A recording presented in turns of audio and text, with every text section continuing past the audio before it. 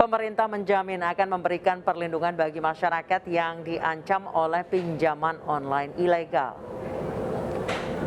Meski secara aspek hukum para pelaku usaha pinjaman online ilegal hanya bisa dikenakan sanksi pidana, namun pemerintah memastikan akan tetap melindungi nasabah yang terlanjur meminjam dana melalui pinjol ilegal. Pemerintah mengingatkan kepada masyarakat bila terjadi tindakan intimidasi serta ancaman dari para pelaku pinjol ilegal untuk segera melaporkan ke polisi. Sementara itu LPSK mengaku siap memberikan perlindungan kepada saksi korban dan pelapor agar mendapatkan rasa aman saat proses hukum berlangsung.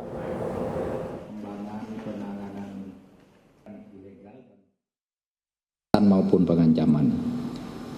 Secara perdata, kami sementara ini menganggap itu tidak memenuhi syarat karena syarat terutama syarat subjektifnya ada sebab yang halal. Kemudian yang kedua, secara pidana sudah ada beberapa alternatif seperti kita kemukakan kemarin. Kemungkinan undang-undang ITE, di undang-undang ITE itu bisa ada pasal 27, pasal 29, pasal 32. Nah, yang pasal 27 itu misalnya penyebaran foto-foto tidak senonoh, foto-foto porno yang sebar untuk mengancam orang agar malu. Bagaimana teknisnya? Mudah. Bisa datang langsung, bisa melalui email bpp.lpsk.go.id atau lpsk.go.id.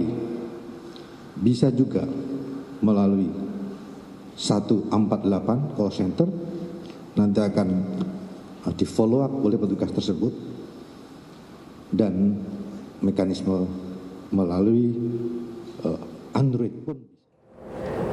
Pinjaman online ilegal meresahkan masyarakat karena berbunga tinggi dan menagih dengan ancaman. Pemerintah pun berkomitmen untuk memberantas pinjaman online ilegal hingga ke akarnya.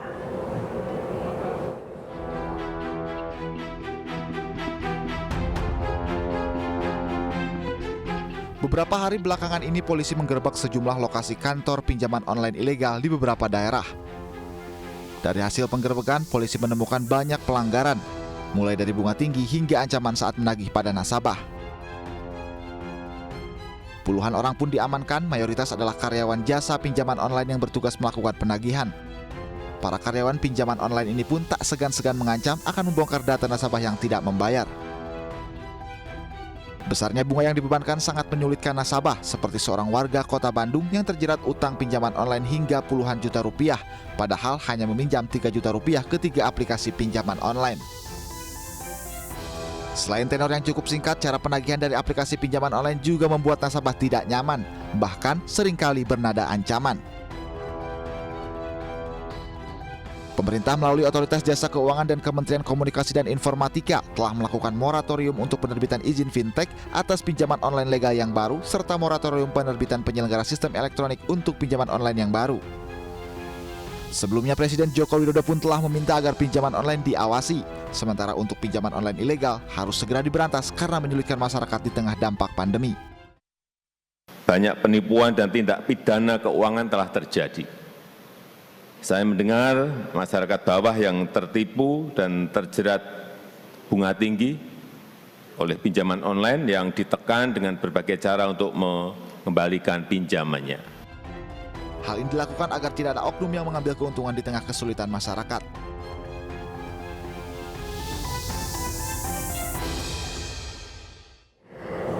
Pemerintah meminta warga yang terlanjur meminjam online agar tidak usah membayarnya. Secara hukum Islam bagaimana menyikapinya? Sudah bergabung bersama kami Ustadz Yusuf Mansur. Selamat malam Ustadz Yusuf Mansur. Ya, selamat malam. Assalamualaikum. Waalaikumsalam warahmatullahi wabarakatuh.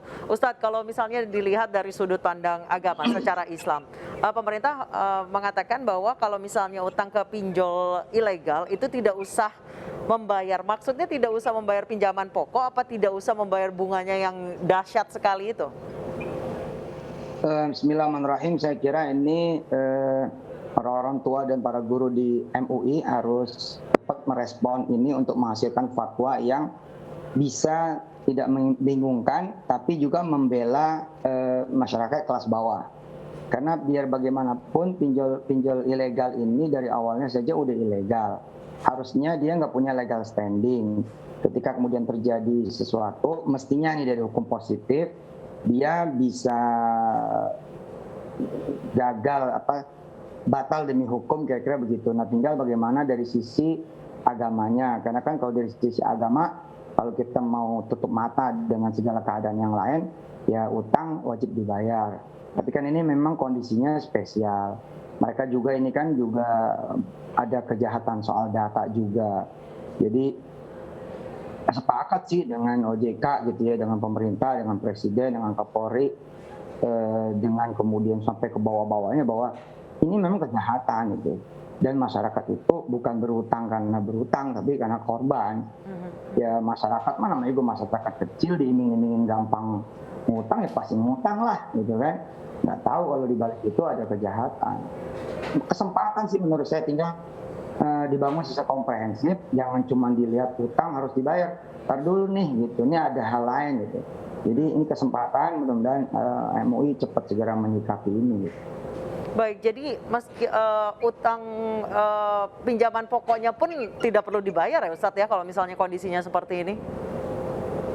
Ada celah hukum ke sana gitu. Tapi kan saya nggak berani dong gitu kan, nggak berani berpendapat. Ini harus MUI, tapi juga MUI komprehensif, mendengar apa yang diingini oleh Presiden, OJK, itu kan BI, kawan-kawan kemudian penegak hukum, dalam hal ini Kapolri juga udah didukung oleh Pak Mahfud juga, ya secara Menko Polhukam. Ya saya kira sudut komprehensif ini bisa menghasilkan celah, memang ya sudah gitu, ada perlindungan hukum malah kalau terjadi kekerasan, kalau terjadi kemudian intimidasi, kalau terjadi kemudian teror, udah ada jaminan perlindungan hukum kan.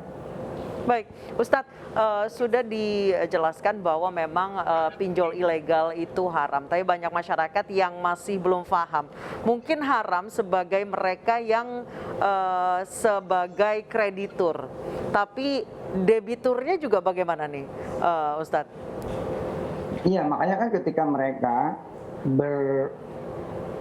berperilaku atau berbisnis yang ilegal dari awal saja kan, ini harusnya memang udah dihukum, harusnya udah diberantas.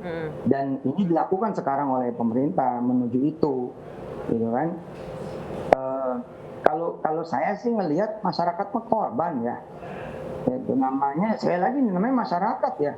Ada kebutuhan, ada keterdesakan, tapi kan jangan numpang di kebutuhan dan keterdesakan itu dong. Dan namanya masyarakat mah nggak ngerti juga yang mana legal mana ilegal. Orang kemampuan literasinya kan minim, kemampuan bacanya minim. Apalagi ada kemudahan yang kayak seperti itu. Nah bagus, ini sebenarnya bagus ini pemerintah menunjukkan keberpihakan gitu. Nah, tinggal kemudian misalkan barangkali MUI ngasih jalan, misal saya juga nggak tahu ya. Nanti di sini ada Prof Henry, di sini ada yang lain-lain. Mungkin bisa ada exitnya, misalkan teman-teman bayar, tapi bayarnya ke aksi sosial yang lain misalnya gitu. Wallahu alam ya. Nanti tinggal dicari titik tengahnya, jangan sampai kemudian masyarakat juga nggak bisa tidur. Kan ada masyarakat yang memang benar-benar pengen bersih hidupnya. Gitu. Cuman tanggung kejerat aja nih gitu kan.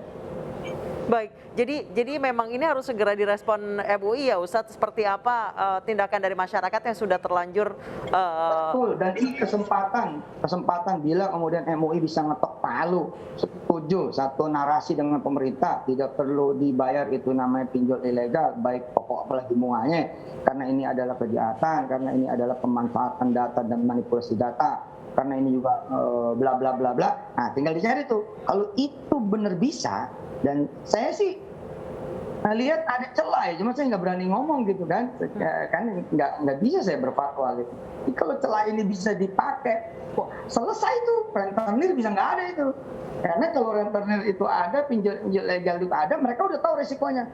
Ini bisa dipinjam tapi nggak bisa dipulangin loh, karena udah ada hukum loh, hukum positifnya udah ada, hukum negaranya. Kemudian hukum agamanya juga misalkan udah didukung sama MUI, wih keren gitu.